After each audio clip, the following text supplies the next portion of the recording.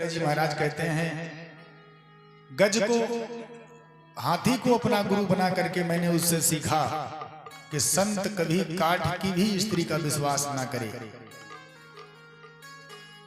क्यों? एक गजेंद्र जो महापराक्रमी महाबलवान होता है, जिसके डर से सिंह भी पलायन करते हैं, उसे फंसाने के लिए शिकारियों ने जाल बिछाया। एक गड्ढा खोदा, गड्ढा खोद करके गड्ढे के उस पार एक लकड़ी की हाथी बना करके खड़ी कर दी, खूब बढ़िया सजाया धजाया। अब गजेंद्र बेचारा हथनी के प्रेम में झूमता हुआ मिलने के लिए चला। अब परिस्थिति ऐसी हुई कि गड्ढे में जाकर के गिरा दम से। अब मार पीट करके उस गजेंद्र को, जिसके डर से सिंह भी पलायन करते थे, सर्कस का जोकर बना के खड़ा कर दिया। तो विश्वास काठ की भी स्त्री का संत ना करे। कन्या को गुरु बनाया। एक कन्या अपने घर विवाह करके गई। पिता आ गया एक दिन। पिता ने भात खाने की इच्छा जाहिर की कि बेटी चावल बने। बिटिया के घर में चावल नहीं था। उसने सोचा थोड़ी सी धान है हमारे घर में, कूट कर चावल निकाल लूं, पिता को पता ना चले कि मेरे घर में चावल नहीं है। उस कन्या ने चावल कूटना चाहा, लेकिन जितनी बार वो मूसल चलाती उतनी बार चूड़ियां हाथ की आवाज करती, खन खन खन। तो इसे लगा कि पिताजी जान जाएंगे कि मेरे घर में चावल नहीं है। अब क्या करूं? तो उसने 4 चूड़ियां पहनी हुई थी, एक चूड़ी 2 उसमें से निकाल दी। एक निकाली फिर भी आवाज आ रही थी, 2 निकाली फिर भी आवाज आ रही थी। जब 4 में से 3 चूड़ियां उसने निकाल दी तो आवाज आना बंद हो गई। प्रेम से चावल कूटा और पिता को बना करके सब प्रेम खिलाया। तो कहने का अभिप्राय यह था कि संत कभी बहुबृहत समाज में ना बैठे, एकांतवास रखे। बहुबृहत समाज में बैठोगे तमाम तर्क वितर्क होता रहेगा। गुरु जी ये कैसे, ये तिवारी जी ने अच्छा ही किया, हम लोगों का बास थोड़ा दूर बना दिया, बहुत बढ़िया हुआ। नहीं तो कहीं कथा होती है, जब घर में रुकना हो जाता है तो हम लोग 4 घंटे कथा करते हैं, उसके बाद में माताएं सब भैया लोग, गुरु जी ये कैसे वो कैसे, फिर 3 घंटे उनको देना पड़ता है, 7 घंटे काम हो जाता है, तो डिस्टर्ब होता है। इसलिए एकांत बहुत जरूरी है। संत को हमेशा बहुबृहत समाज में नहीं रहना चाहिए, मान अपमान से दूर रहे। तो इस प्रकार सूर्य को गुरु बना करके दत्तात्रेय जी महाराज कहते हैं, जैसे सूर्य की रश्मियां, चंद्रमा रात में अमृत बरसाता है, सुबह सूर्य अपनी किरणों के माध्यम से उसे अपने में कैच कर लेता है, और जैसे सुबह की किरणें निकलती हैं सूर्य अमृत वह लोगों पर डाल देता है। सूर्य मुखी का एक फूल देख करके दत्तात्रेय जी महाराज को लगा कि नहीं, एक निष्ठ तो ऐसा ही होना चाहिए। दुनिया में फूल बहुत है लेकिन सब सूर्यमुखी नहीं है। सूर्यमुखी कहती है मेरा एक निष्ठ प्रेम है, एक से ही करती हूँ, दूसरे से करना नहीं चाहती। सूर्य उदय होगा तो हम सर उठाएंगे, जिधर घूमेगा उधर घूम जाएंगे, जब वो अस्त हो जाएगा तो हम भी सर झुका लेंगे अपना। तो हमें आपके जीवन जीने के लिए एक गुरु की जरूरत है, और गुरु से केवल इतने सीख लीजिए आप ज्ञान लिया कैसे जाता है। गुरु माने होता है बड़ा, लघु माने छोटा। यदि गुरु कुछ मांगे आपसे बदले में, मैंने आपको ज्ञान दिया है, आप कुछ दीजिए हमें, इसके बदले में कुछ हमें चाहिए, तो जान लीजिएगा गुरु नहीं है, जो गुरु लेने वाला है। जब ले लेगा तो बड़ा नहीं रह जाएगा, फिर बड़ा थोड़ी कभी छोटे से लेता है भाई। हैं? माता पिता को बच्चे क्या देंगे? पिता ने स्वयं ही परिवार पाला पोसा है, उसको बच्चे क्या देंगे? जो परिवार का कर्ता धर्ता है। तो जो लेता है वो छोटा है, जो देता है वो बड़ा है। जनक जी की सभा में जब जानकी मैया की विदाई होने लगी, जनक जी ने दौड़ करके दशरथ जी के चरण पकड़े। जनक जी दशरथ जी का चरण पकड़ते हैं। दशरथ जी ने कहा भैया ये क्या कर रहे हो, उल्टी गंगा बहा रहे हो, तुम दाता हो, तुम देने वाले हो, हम याजक हैं आपके दरबार के। आपने बेटियां हमें दी हैं, आप बड़े हैं, चरण कैसे छू सकते हैं आप हमारे? आप दाता हो, दाता कभी छोटा नहीं होता है। तो गुरु बड़ा होता है, लेने की इच्छा ना करे, लघुमाने छोटा। तो गुरु से इतने सीख लीजिए केवल कि ज्ञान कैसे पाते हैं। ज्ञान पत्ते पत्ते से मिलता है। ज्ञान पकड़ने की क्रिया गुरु से सीख लीजिए। बाकी गुरु अच्छा है कि बुरा है उससे मतलब मत रखिए। यदि बुरा निकल भी जाए तो हमारा आपका क्या बिगाड़ेगा? हो हमने तो ज्ञान पाने की क्रिया उससे सीख ली, गुरुत्वाकर्षण बल। गुरु से गुरुत्वाकर्षण बल सीखो। अपने लायक चीजें जो आप में चिपका ले, जैसे चुंबक में होता है ना गुरुत्वाकर्षण।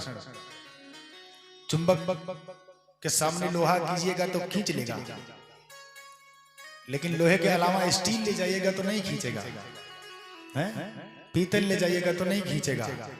अपने काम की चीजें चुंबक खींच लेता है। वैसे ही गुरुत्वाकर्षण बल लेकर के आप भी गुरु के द्वारा ज्ञान सीखना जान जाओ। जैसे वृक्ष से ज्ञान हमें मिलता है। क्या ज्ञान मिलता है वृक्ष से? किसी ने कह दिया दधीचेन समस्त्यागी न भूतो न भविष्यति। महर्षि दधीच के समान त्यागी न तो हुआ है और ना होगा। कैसे नहीं होगा? विश्वामित्र जी को देखा सभी ने रामायण में। विश्वामित्र माने क्या होता है बताइए जरा। विश्वामित्र, विश्वामित्र मित्र का संधि विच्छेद करिए। हाँ, जो विश्व का मित्र हो। है कोई संसार में ऐसा प्राणी जिसका जीव सजीव जिसकी किसी से दुश्मनी नहीं है? किसी न किसी से तो होगी ही। हाँ, कई लोगों से तो भाई घर ही में अपनी बड़ी दुश्मनी होती है। लेकिन एक बात हमें बताओ, ये जो पेड़ आपने लगाया है, इनकी किसी से दुश्मनी है क्या? लगाया आपने है, आपका बैरी जो 24 घंटे आप पर गालियां बरसाता है, वो कभी आ जाए इस पेड़ के नीचे तो पेड़ क्या कहेगा कि छाया हटा लूंगा अपनी।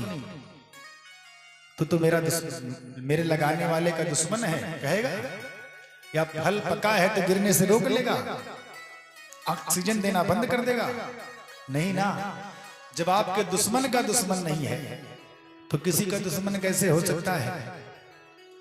तो ये विश्वामित्र नहीं हो सकते क्या? संसार के मित्र ही हैं। और यही नहीं, उन्होंने तो केवल एक देवताओं को अपनी अस्थियां दान की, वज्रास्त्र मरा वृत्तास्त्र संहार को। ये पल प्रतिपल अपनी अस्थियां दान करते हैं। जीते लकड़ी, मरते लकड़ी, देख तमाशा लकड़ी का। जब तक जिए तब तक लकड़ी पर रहे, और मरे तो अंतिम में इसने ही दाह संस्कार करके आपको खाक में मिलाया। तो ये विश्वामित्र नहीं हो सकते? ये तो आपके मानने की फेर है।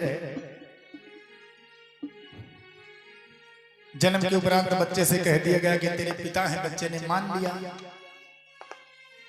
जन्म के बाद बच्चे जानने लायक हो जाते हैं, माँ बाप बता देते हैं भैया ये तेरे पिताजी हैं। अच्छा, हाँ, बताने से ही जानता है कि प्रूव कर सकता है? वो प्रूव नहीं कर सकता। वैसे ही ये विश्वामित्र हैं, दधीच भी हैं, अस्थियां दान करते हैं। वृक्ष को देखकर हमें सीख लेनी चाहिए कि हम वृक्षों में फल लगे वृक्षों में कभी पत्थर मारते हैं तो कभी डंडा मारते हैं। बदले में वृक्ष हमें फल और डंडे नहीं बरसाता, हम पर हमें फल देता है। ये उदारता, ये संयम, ये सहिष्णुता, ये दिव्यता, ये भव्यता वृक्ष से सीखने की कला आपको गुरु के द्वारा मिल सकती है। जब गुरु करोगे यही सीख जाइए, बहुत है गुरु से। अब ऐसा ना हो कि गुरु से आप इतनी अपेक्षा जोड़ लीजिए, गुरु जी हमारे पास पैसा कम है, कोई उपाय बताइए मेरे पास पैसा बढ़ जाए, मेरा घर नहीं है घर बन जाए, बच्चे नहीं हो रहे हैं बच्चे हो जाएं, मेरी बहू मुझसे अनुकूल नहीं है, गुरु जी ऐसी कृपा करो कि मेरी बहू मुझसे अनुकूल हो जाती है। ये सब गुरु के बस की बात नहीं है। ये तो संस्कार दे सकते हैं आप। ये सब चीजें आपको संस्कार ही दिला सकता है। कोई किसी गुरु में समर्थ नहीं है। सुनो भरत भावी प्रबल, बिलख कहो मुनिनाथ, हाँ नीलाभ जीवन मरण जस अपजस विधि हाथ। ये विधाता के हाथ में है। विधाता ब्रह्मा ने ये 6 विभाग अपने पास रखे, किसी को दिए नहीं है कि तुम दूर कर सकते हो, हमें संपत्ति दे सकते हो या दिला सकते हो, किसी में इतनी समर्थ नहीं है। तो आपके प्रारब्ध के हिसाब से ही मिलेगा। कहा मुनीस हिमवंत सुन जो विधि लिखा लीलार, देव दनुज नर नाग महु को न मेटन हार। कोई नहीं मेट सकता। तो गुरु से केवल इतना सीख लीजिए कि हमें ज्ञान कैसे लेना है। अखंड मंडलाकारम व्याप्तम येन चराचरम तत्पदम दर्शितमेन तस्मै श्री गुरुवे नमः। जो चराचर जगत में जीने की कला हमें सिखा दे, संसार से ज्ञान लेने की कला हमें सिखा दे, अपना गुरुत्वाकर्षण बल हमें प्रदान कर दे, वही गुरु है। तो हम सभी बड़भागी हैं जिन्हें कलयुग में भी सत्संग करने का अवसर प्रदान हुआ है। एक चीज और भैया, गृहस्थी में आपको रह करके जिस आश्रम में आप रहते हो, गृहस्थ आश्रम में भगवान को सबसे प्रिय आश्रम है। इसके बारे में भी आप आगे चर्चा सुनेंगे। भगवान का प्राकट्य उत्सव पावन हम लोग कल प्रसंग में मना रहे थे। तो आइए आज का प्रसंग फिर वहीं से शुरू करें, भगवान के जन्म से।